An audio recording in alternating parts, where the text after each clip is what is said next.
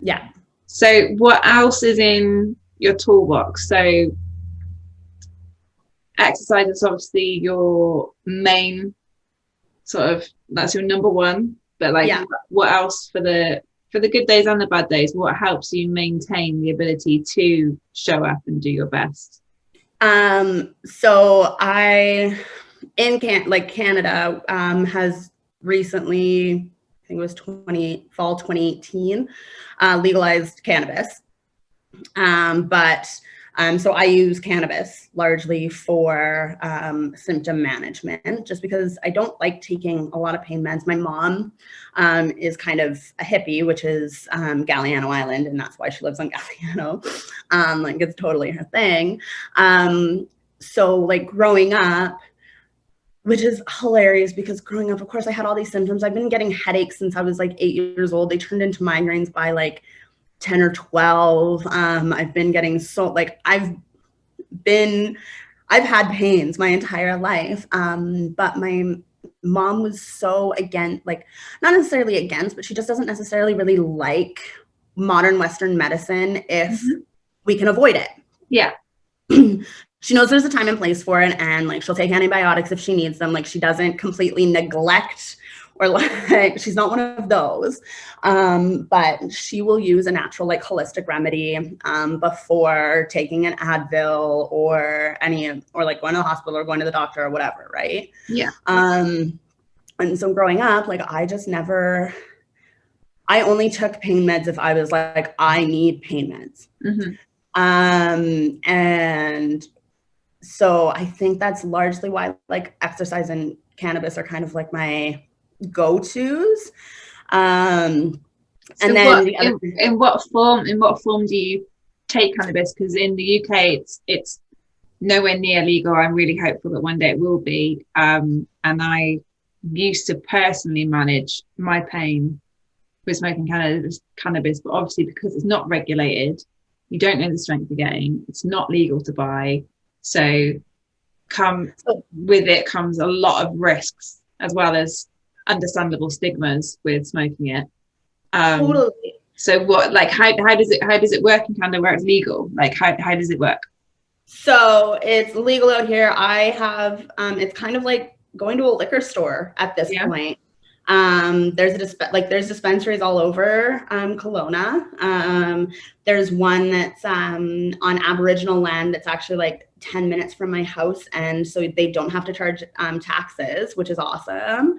And their doses are way better. I get 100 milligram brownie for $12. So, but no, I typically I mostly smoke for consumption, just because how fast it hits. Yeah. And for me, a lot of it, like the reason why I use it is because like fibromyalgia, like we have a heightened nervous system response, obviously, right? And so like the reason why I choose like smoking is because it hits that instantly, like within like 7 seconds of you taking your first toke, it's hit your brain, and the nervous system starts to calm already. So for appetite and sleep, because I have huge lack of appetite, especially right now with like what's going on with my liver.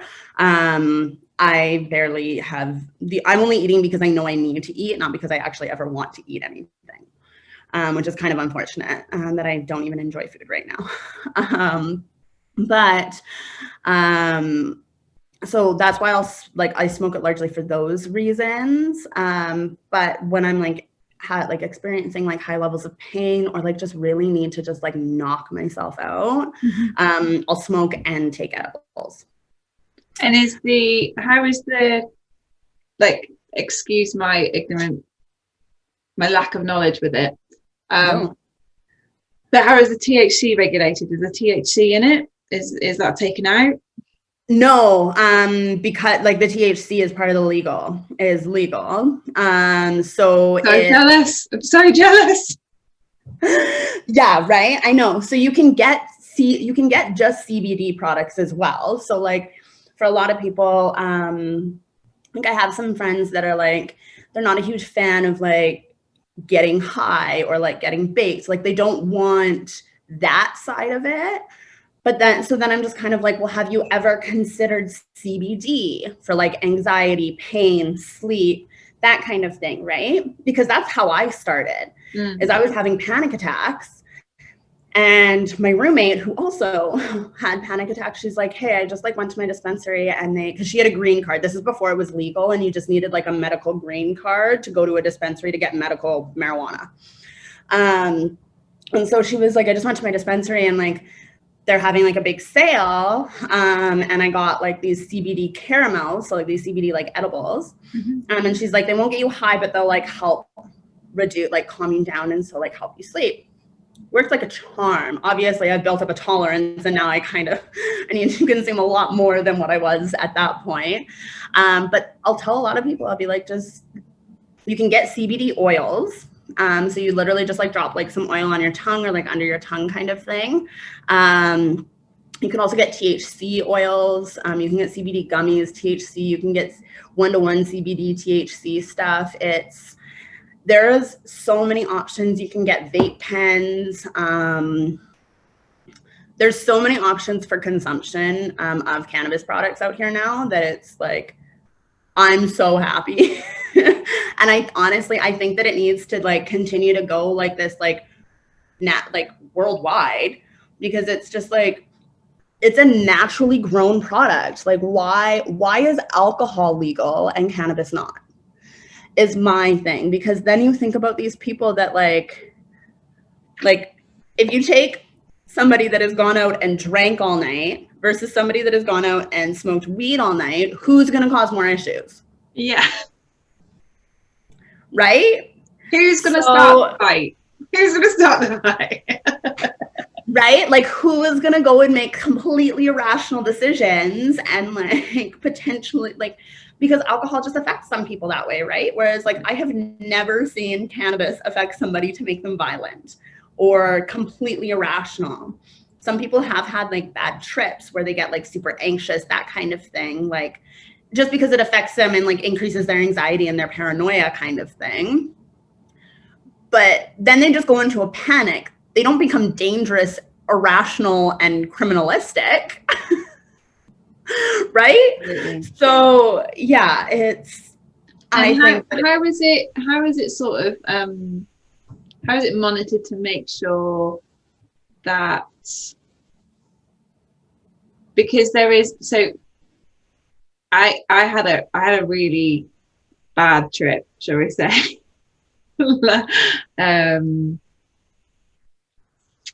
February 2019, and so there's a lot of concern from my family and my GP and the hospital, understandably, felt that, and I think that there was definitely a link between the cannabis I was smoking and a particular drug I was taking at the time that was prescribed. But actually,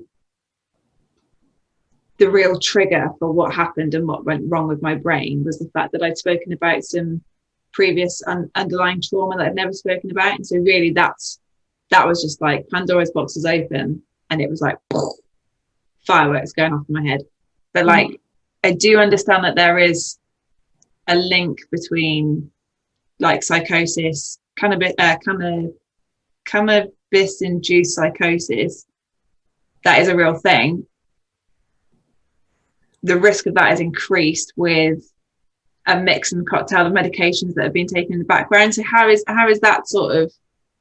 I think that's something that they still like need to really work on. And I think that's something that with the legalization of it, that is going to become something that is more understood, because now that it's legalized, the door has been blown open for research with it, right? And medical research with it. And I guess it was the same with alcohol. It would have been the same with alcohol, wouldn't it? So like on the majority of all medications you get, it's just like the interaction alcohol. Yeah. And like I've had this conversation with like I've got a couple of friends that like are pretty liberal as far as like substance use. So like even like when it comes to like MDA and like mushrooms, and MDA and mushrooms specifically, and even like LSD, just because like those substances in particular have actually been shown to have like really big benefits with mental health and like treating certain mental health conditions. And so like I've had these conversations with them where I'm just like, I feel like substances, like if we, I guess, release some, like make them not illicit, I guess, in a sense, it'll open the door to find how, like, to better understand how they work physiologically, how they interact with other substances and their benefits. They're like, because like where we've normally seen them is when they're not controlled and somebody's just using them, and then it just turns into a bad thing where it's like, okay, but if we actually took the time to take this substance that could potentially be dangerous, just like so many of the other controlled substances that we have, like medications, prescriptions, like fentanyl. Fentanyl is a controlled prescription drug that we use in medicine. Right? But then it's like, then you look at like MDMA and LSD and like mushrooms and stuff, and it's like, I just think that we need to like decrease the stigma around these substances to like allow more discussion and more research into how they affect different people and their interactions with other substances. And like, great, you want to take mushrooms and LSD? Let's see how they interact with each other and see if it's going to benefit you. Like, I feel like we need to move towards that, because like some of these substances, especially mushrooms, like again, it's a naturally grown substance. Mm-hmm. It's probably easier on the body than a lot of these prescriptions. Yeah. And microdosing with mushrooms has shown, and I've personally experienced it because I've done, I microdose once in a while. Like, I honestly want to figure out where to get some more mushrooms. Because I've genuinely seen it where I've microdosed and the next day I wake up and my head is clear. I'm happy. It's sunshiny in my brain. And it's like, I've seen it work. And then for me, like MDMA, especially with Fibro, MDMA, what it does is it increases your serotonin production. Increased serotonin production is shown to decrease pain levels in fibromyalgia, which is why two of the prescription medications that I'm on are not pain medications. They're serotonin increasing medications. So it's just kind of like, and so it's similar to like the cannabis thing where it's just like, now that they've legalized it because they realize that it doesn't pose as huge of like that big of a risk, especially compared to alcohol. I think now it's just gonna like blow open, and we're gonna be able to like do research into like its interaction with other prescription medications and what patients are more at risk of including it in their treatment plan or like that kind of thing, right? But yeah, because it is like, and like that was a big argument when cannabis was being like legalized, is like there's cannabis induced psychosis, and it's like, okay, yes, but it kind of almost has to be a perfect storm. It doesn't mean that just because somebody is smoking it that they're going to have cannabis induced psychosis. It means that there's other underlying things there, or something else that they're taking that's poorly interacting with the cannabis. Like you said, like you knew that it wasn't just the cannabis, you knew that it was an interaction with a medication that you were taking and like an underlying thing going on, right? And it's just kind of like you had one of those perfect storms to have one of those like poor reactions to it. And so it's super unfortunate that you went through it, but it's kind of like, I hope at least in Canada and like wherever in the US that it's legalized too, that we can kind of start doing research into the interactions. There is hope. There is hope. You know, we're steps in the right direction, right? I love it. I love it. Okay, so what else is in your toolbox? You've got some other medications, did you say? Yeah. So the other thing, so I'm on, this is for my depression, anxiety, which was diagnosed. This is the first thing that was diagnosed ever before my endo even. So I have severe clinical depression, anxiety, and we've also recently brought to light that I have some level of complex post-traumatic stress disorder, PTSD. So I'm on escitalopram, which is one of my serotonin increasing medications, but that's largely for my depression, anxiety. I'm also on, it's called amitriptyline, which is technically a tricyclic antidepressant, but it has been shown to help with migraines and nerve pain. But again, the main goal of it is to increase your serotonin levels. So that's another pain management thing that I'm on. And then I actually just started low-dose naltrexone. And by just, I mean a couple months ago. We're still kind of in the beginning stages of that. But that one's considered like an alternative form of chronic pain management. And so naltrexone or naloxone is typically seen in substance abuse management and overdoses. Mm-hmm. When, right, like you hear of like naloxone kits is, right? And so naltrexone or naloxone is a really cool substance because at different doses, it works in the body differently.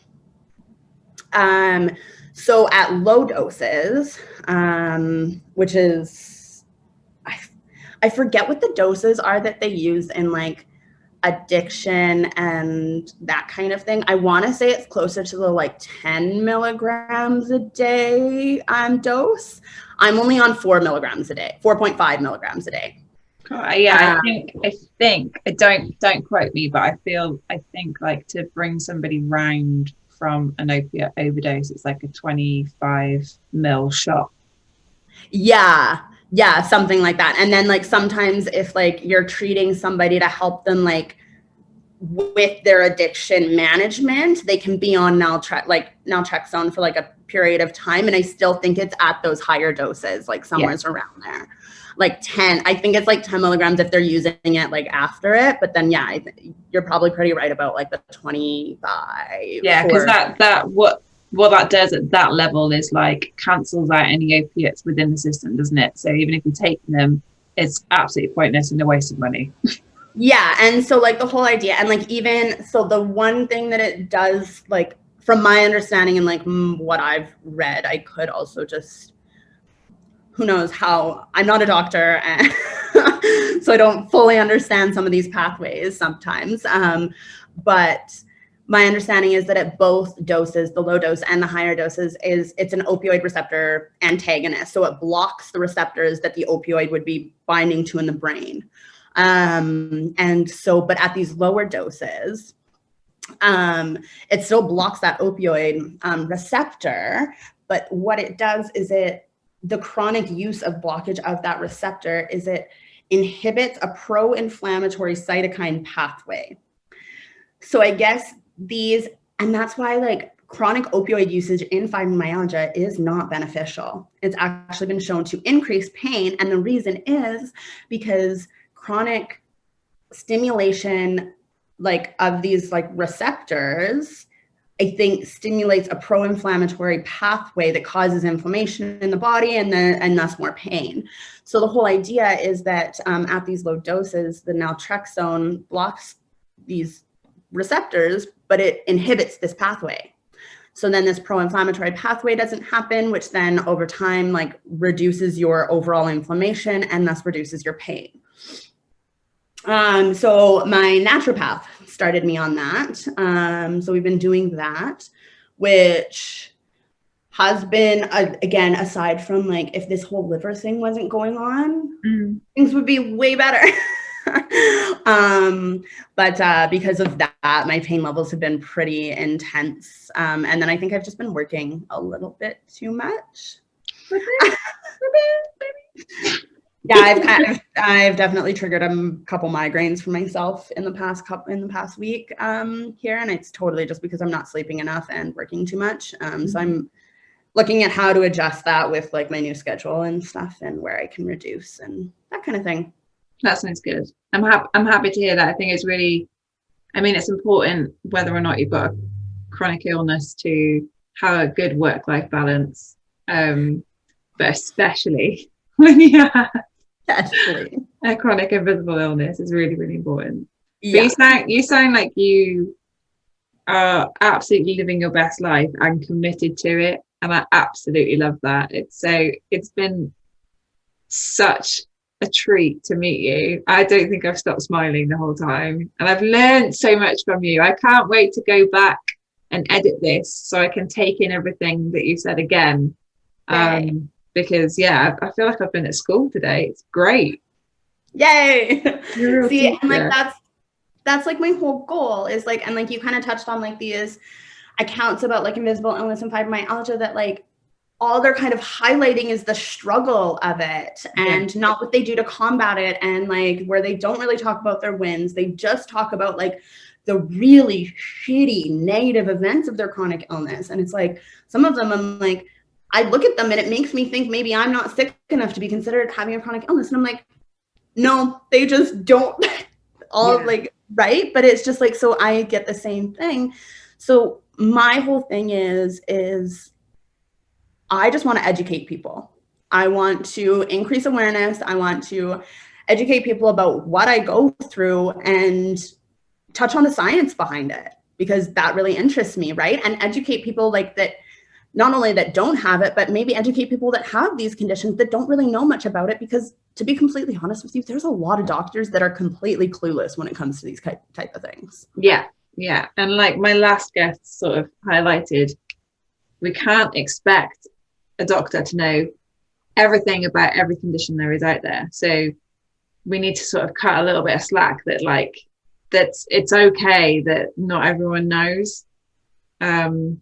It's frustrating, but it is our responsibility to look at stuff and like read into it. There is stuff out there, and there will be continuing stuff, and rally people together to ask for more research and be specific about it. Exactly. And that's exactly what I try to do with like my health practitioners is like when I bring my research into them to show them like, hey, so I read this and like I resonated with it and I wanted your opinion on it. It's never, and like I have so many people that are like, oh, don't do that. Like doctors don't like to be told how to do their job. I'm like, I'm not trying to tell them how to do their job. I'm trying to bring to their attention that they might have missed something. Yeah. And it's not to say that they're bad at their job. It's because I understand that they don't know everything. Yeah. And that they aren't superhumans. They're human. So for anyone that isn't already following you, how do we find you? All right. So can you see my screen now? I can indeed. It's very, Perfect. Very pretty and very official looking. So yeah, this is my main Instagram, which is, like I said earlier, is kind of my own account. Probably the easiest way to kind of follow me, get in touch with me. And as you can see, I share a lot of my cats. Love your cat. Love a cat post. The black one that I share all the time, that's my baby Ellie. She's the one that I have right now. And then you'll see me post some of my past ones, because before Ellie I had 2 seniors. I only had each of them for like about a year each before I had to put them down, so they were kind of like palliative. But yeah, and then I also have a link here that will take you to, if you want hair and skin consults for products.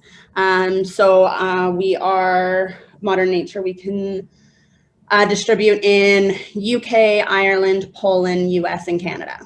Oh, great! I didn't know you did UK. I'll be coming on board for my consultation then, please. Yeah, so if you want, just go fill out I want princess hair, and then it'll take you to like a skin consult quiz. It'll be like a Google form. Once you submit it, I'll get the email, and then I can give you product recommendations. Oh, perfect. You will be hearing this later. Yeah, and then kind of just like a little blurb about me. I need to add more to this kind of thing, but it's kind of the gist of the most important things. And then if you kind of just wanted to have a look at like what kind of products we carry and that kind of thing, you can just hit the shop here link, which will take you to my marketing site. And then you can just kind of shop and have a look at kind of what we have for products.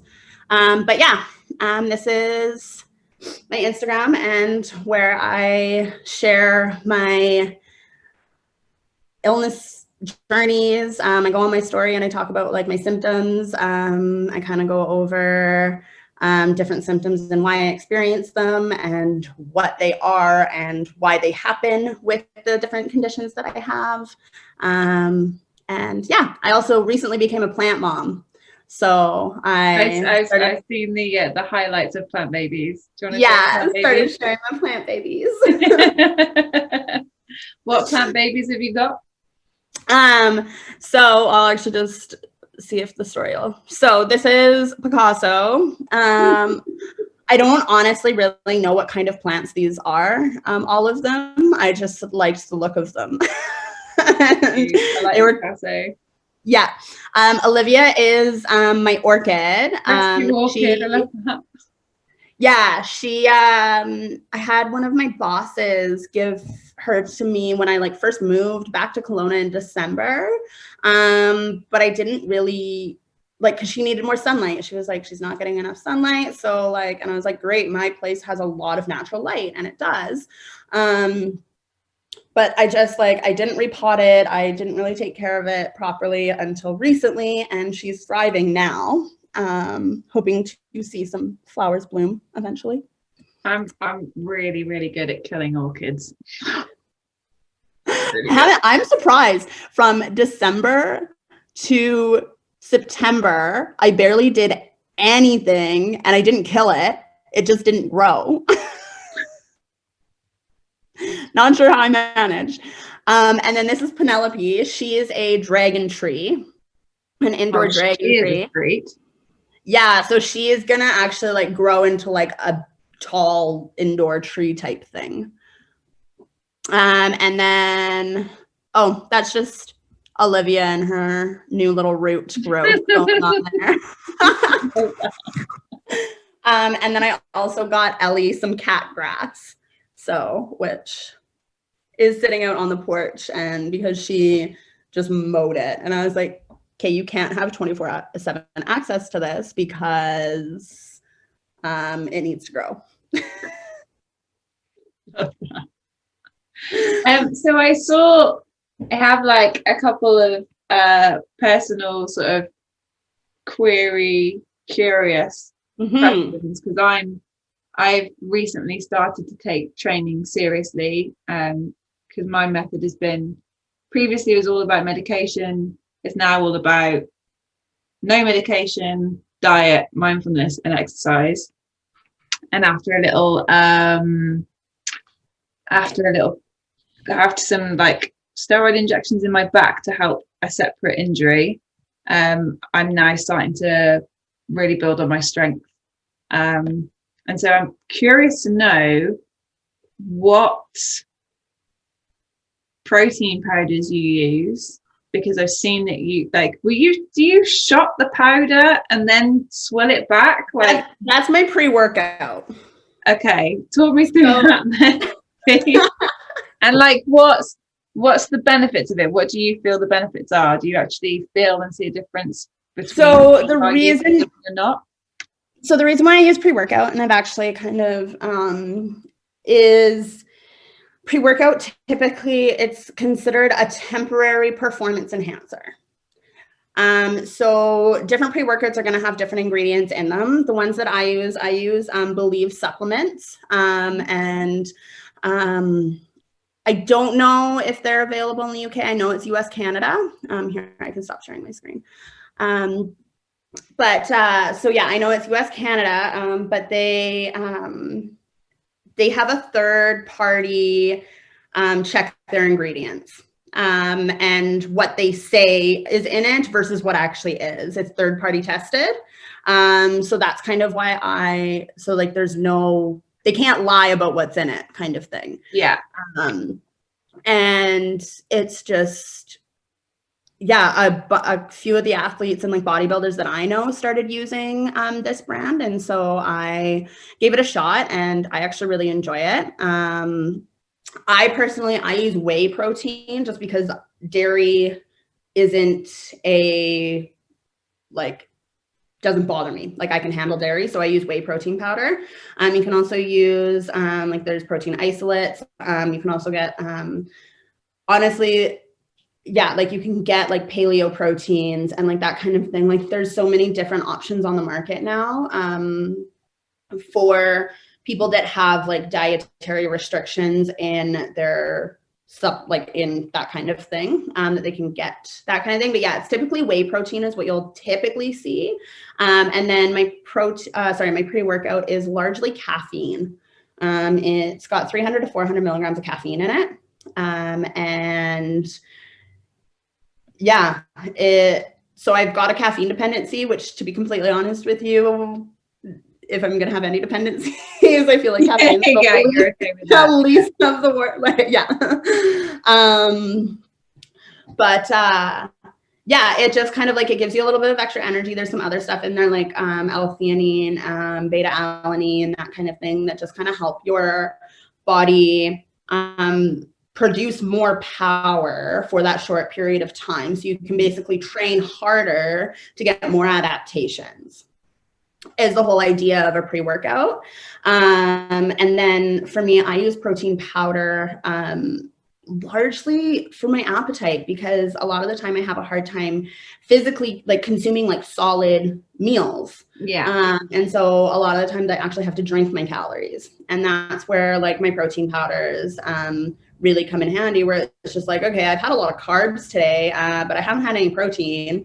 I'll just like chug back a protein shake, and it comes with limited nausea and limited abdominal pains, like that kind of thing, right? Versus like if I were to eat a meal, I'd kind of be feeling a lot worse. Yeah. So that's why I supplement with those. But as far as like fitness supplements, those are kind of the only two that I use. And it's largely because, like, especially if your diet's on point, what I learned is you can get a lot of your like nutrients and stuff from your diet. And then so a lot of these people, and especially guys that just like take so many of these supplements, I'm like, you realize that like your urine and your breath is just really expensive, because you're peeing and breathing so much of it out because your body can't absorb it all. Right. And so like the rule of thumb is that the typical like average size adult male can absorb 22 grams of protein per serving. That's interesting. So most, and like, then you need to understand that like there are the bodybuilders and stuff that like have like worked with their body for long enough and like increased the amount that they take, that their body's able to absorb more in a sitting. But like baseline, non-trained, typical average adult male is 20 grams of protein per serving. And then females, it's even a little bit less. And so for me, I typically like when I'm doing my protein shakes, I don't do more than one scoop, because one scoop is about 20, depending on the brand of protein that I've had different brands over the years. It's anywhere from 20 to 30 grams of protein per serving, per scoop. So I don't do more than that. And then as far as like BCAAs and like that kind of thing, like your base chain amino acids, which is what your BCAAs are. If you're eating enough protein and you're eating properly, you shouldn't need to supplement with base chain amino acids for muscle growth. It's kind of what I see. So it's kind of like they do, depending on like different supplements play a different role in everybody's like life, right? And sometimes they're beneficial. Sometimes you really are just peeing and breathing them out. So I don't want to say that some supplements are trash, but yeah, I just kind of don't supplement hugely with like fitness stuff. My supplements are all kind of like natural health supplements that help support my body function, just because of my chronic illnesses and everything else that I have going on. So I take things like, I've got my my prescription medications that I kind of went over, and then like I take like magnesium. I've got like this stuff for like my it's called Adrenal Mend, that balances my cortisol and my adrenaline. I'm on a liver support supplement right now. I take vitamin B supplements. I'm on this powder for my digestive. It's called GI Revive. That's like a game changer. And then I make sure that I drink my powdered greens too, just to make sure that I'm getting enough of like those kind of things too. Love it. And water, lots of water. Yeah, loads of water. Tons. I actually, and it's funny because while I was going through all of it in 2019, my GP kept telling me like, just drink lots of water, drink lots of water. And I was like, Sarah, I'm drinking like 4 to 7 liters of water a day. And she's like, are you sure? I was like, I mean, I wake up in the middle of the night and I chug like a liter, like 1 to 2 liters of water. She's like, liters, not cups. I'm like, you know, the 32-ounce Gatorade water bottles.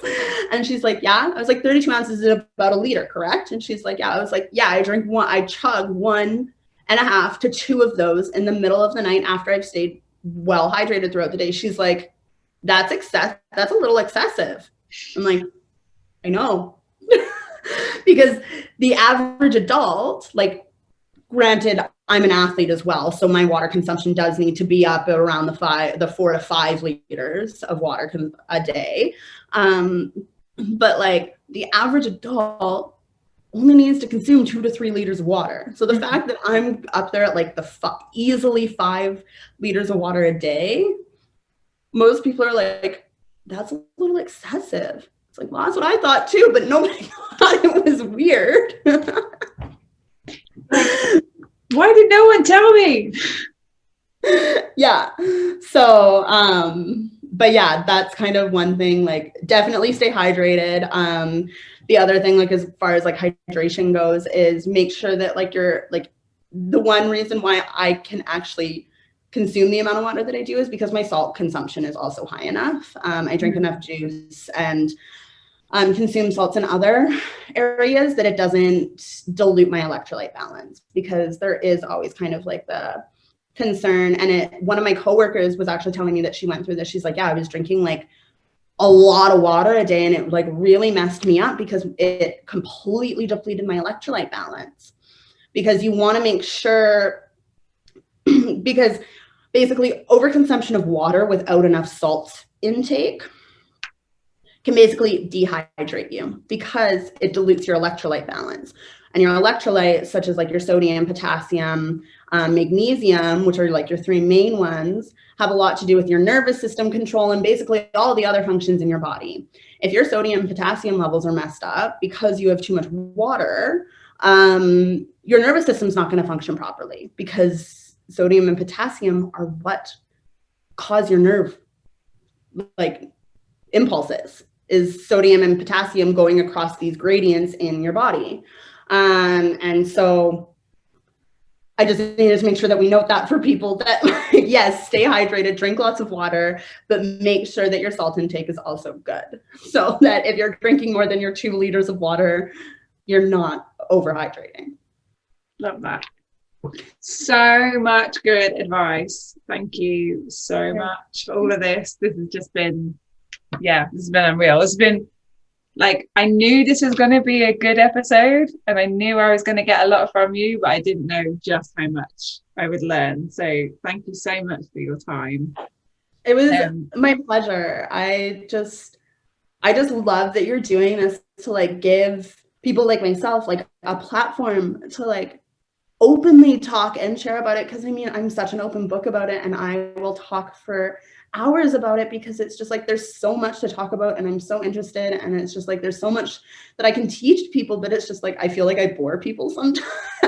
So I'm like, never. Well, this I hope this reaches a lot of people, because it needs, like, you need to be heard and your story needs to be shared, and your attitude and your knowledge is just next level. So thank you so much. And if